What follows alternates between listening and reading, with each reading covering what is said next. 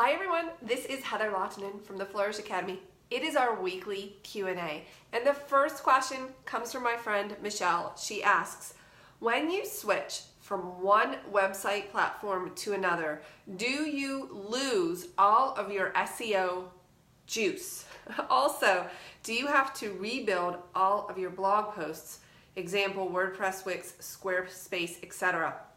Okay, so there are a couple of questions here we need to talk about. One is if you are changing platforms, no, you would not lose any of your SEO because you're just migrating to a new platform. Do you have to rebuild all of those blog posts? Negative.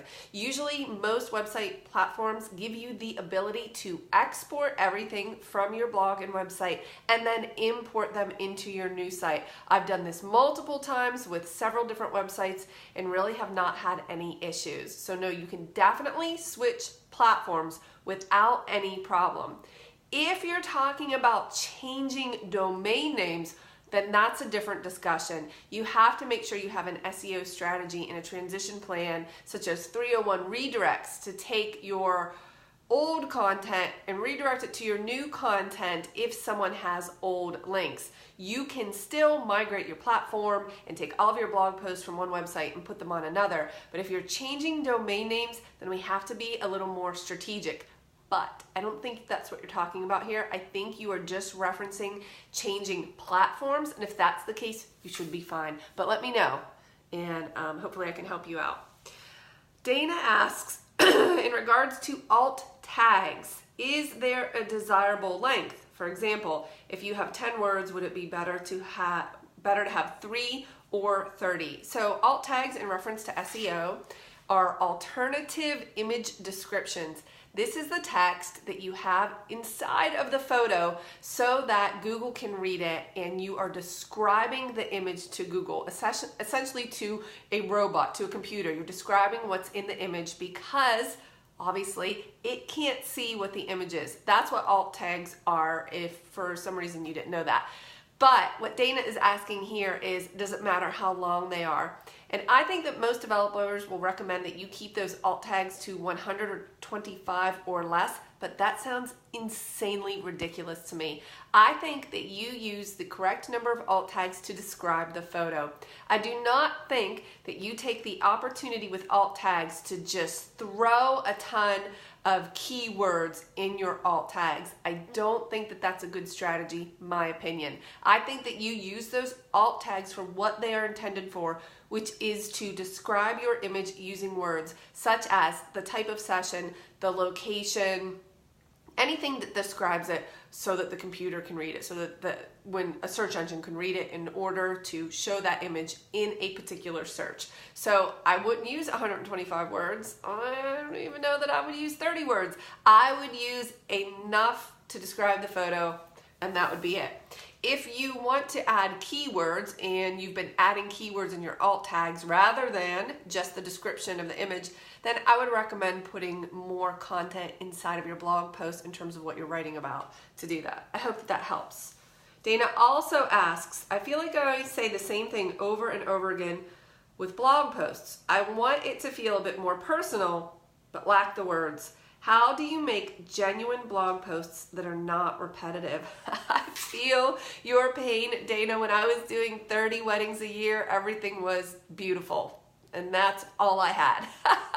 I mean, I have said this before, but writing is not my gift. But actually, Leanne came up with a really interesting strategy for this a few years ago. And she has a template that she uses.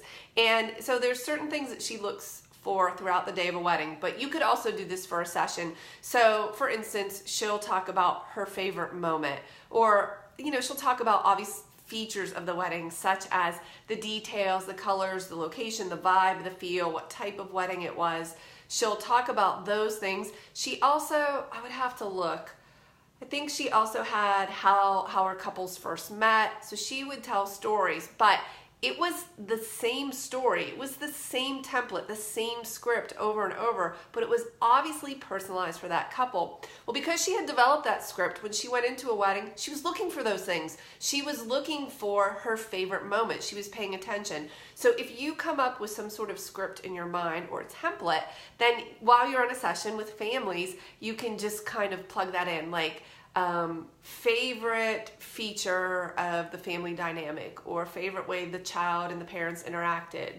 And you can pay attention to those things, include in the blog post, and give yourself something to, a starting point to help you get started on writing something. Okay, hopefully that helps. Oh, Dana again. She says last one, hopefully. Maybe for everyone to answer. But has anyone switched from providing all images in both color and black and white to select versions of both? Do you think clients highly value all in both? This is a great question, and with 15 years of experience, I have experimented with this in multiple ways. When I very first started out, I would only turn a select few images into black and white, and truth be told, I would add some funky actions from Photoshop with weird coloring. I had this action I loved. It was like this desaturated black and white with a green tone, soft hazy filter. It was insane. I would turn some of those images, that color style, I don't know what you would call it, I would turn some black and white and most would be in color. And then I had a client once say, hey, I love this photo, but do you also have it in color? And that just made me think, what if they want certain ones that I showed in black and white in color? And I thought in order to provide a better overall service, especially for a wedding, I would just go ahead and produce all of these images in both color and black and white. For me, it's a really simple and straightforward droplet that I use in Photoshop. You could create collections and automate this inside of Lightroom really quickly. I have that in my Lightroom course, so it really only takes me about 30 seconds or less to produce those. So in my mind, I think, why not? So I give them both the images in color and in black and white, and they love it. And oftentimes I don't even tell them that I'm doing that. I just do it as a surprise and they think it's great. But what you're asking is, do you think the clients highly value both? I think they do. I think it's a great way to provide an extra service, and it's not difficult or challenging to do, especially if you have like a favorite black and white that you use and it's your style and it speaks to your type of photography. That might work really well. I mean, you have to gauge your clients and see what you think. Certainly, there is not a right or wrong answer to that, Dana. You just have to do what suits your business best. Mary says, regarding testimonials on your website, is it okay to just have clients' first names, or more believable if first and full last names are given? Does it matter? Also, is the correct thought process to have only best images on your website and have fewer images rather than include best and mediocre images but more? Still building my portfolio, so I don't have as many best image as I would like. Thank you. Okay, 2 questions here. The first is about testimonials on your website. There is nothing more powerful than social proof. Word of mouth marketing is the best thing you can have for your business, and social proof is a close second. When you have it on your website, you should absolutely include the client's name and a picture from that session. I don't think you need to put their last names. I don't see how that would add any more value. I don't think it's necessary. If you have the photo and the testimonial, that's huge. You should have 3 to 5 of these somewhere prominent on your website at all times. On Flourish.Academy, you'll see right below the fold, I have 3 testimonials of clients that I have worked with. I have their photo, and then I have what they wrote, and it's very powerful. You should include social proof on your website. You should post social proof on Facebook as often as possible. Anytime you get something nice from a client, you should catalog it. You should save it, keep maybe, I use Trello for everything. I use Trello boards, but you could keep a Google Doc or a Word doc. Any way for you to capture and keep all of those testimonials, you should do it. And you should do it in one place so that you can refer back to them. Periodically, you should post on Facebook with something that someone said to you along with their photo as social proof. It's really powerful. It makes you look like you're working with people and they're happy with the results. So I definitely recommend doing that. Also, years ago, I found, gosh, I'll have to look for this. It was called the Perfect Testimonial Framework. And I can't remember exactly how it went, I have it somewhere, but it was essentially about how the client felt, or the transformation, what it was like to work with you, and the experience, the overall value. So not just, hey, we got great pics. That would not be a great testimonial, but something about how you worked with the children and you were comfortable with the children. And I don't have any problem establishing a best testimonial framework and then asking a client who says to me, how can I help you? Or I want to write you a testimonial. I'll say, oh, okay, great. If you could follow this framework or answer these questions, then I could take that information and put it on my website. Yes, definitely. I hope that you found that helpful.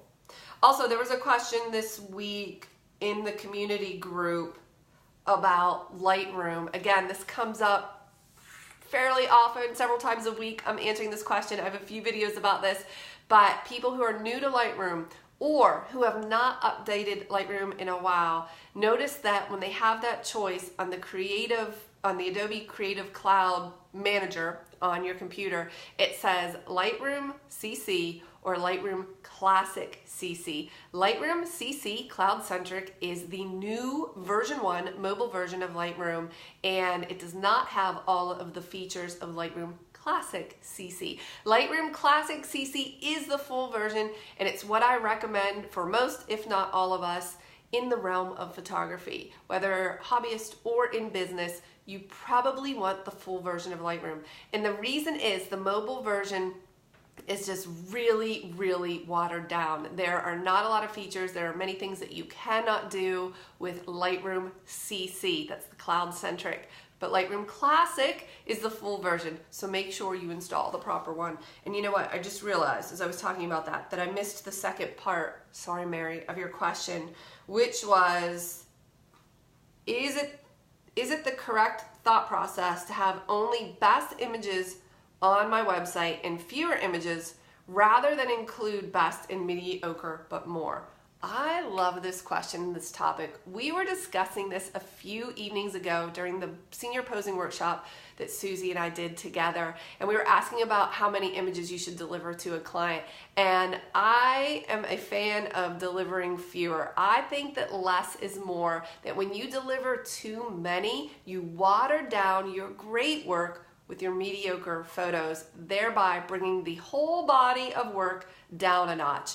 Therefore, I recommend on your website to show your best work. I mean, that's usually what most people are doing, and I tell clients when they're looking at websites, you understand that photographers are posting their best work, as they should. If you post your mediocre photos or your snapshots alongside of an amazing photo, then it's just not going to carry the weight that it should.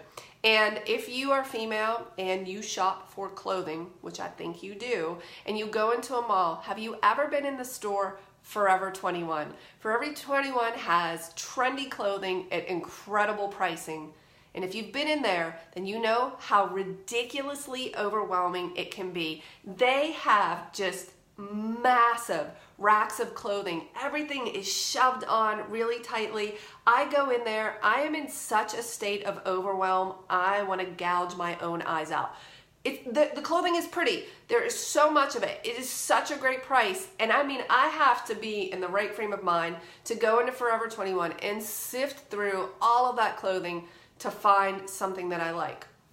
But if I go into a store like White House Black Market, which is my favorite, there are far fewer clothes and they are way more expensive, but they fit nice, they're higher quality, and there's less to choose from. People do not like to be overwhelmed with decisions.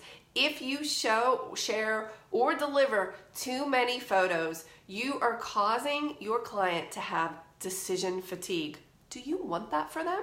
I absolutely don't want that for them. I want them to look at their photos and think, this is amazing. These photos are fantastic and it's the perfect amount. Now, if you ask a client, how many photos do you think you should get? I think you'll be surprised. I talked about this in a previous episode, but I had asked my niece when I did her engagement session, how many photos would you expect from an engagement session? And she said, oh, I don't know, maybe 15. So why are photographers delivering 50 or 60, upwards of 100 images on an engagement session when a client is thinking she should get about 15. Now, some clients will say, I want all of the images. No you don't. No you don't. You might think you do, but you would be really overwhelmed with all of those decisions. So I'm gonna recommend both on your website and in your portfolio, as well as the images that you deliver to your clients, that you deliver fewer. I know a lot of photographers like to post many, 20, 30, 40 images on a blog post about a wedding. Personally, I think that that's way too many. You're watering them down. People are scrolling through. It's like an entire gallery. I want to leave you thinking, number one, that my work is amazing, and number two, that you want to see more, that you haven't seen everything. That's my approach. Again, you can run your business any way you'd like. This is a free country. I hope that you found this useful. I'll see you in the next video.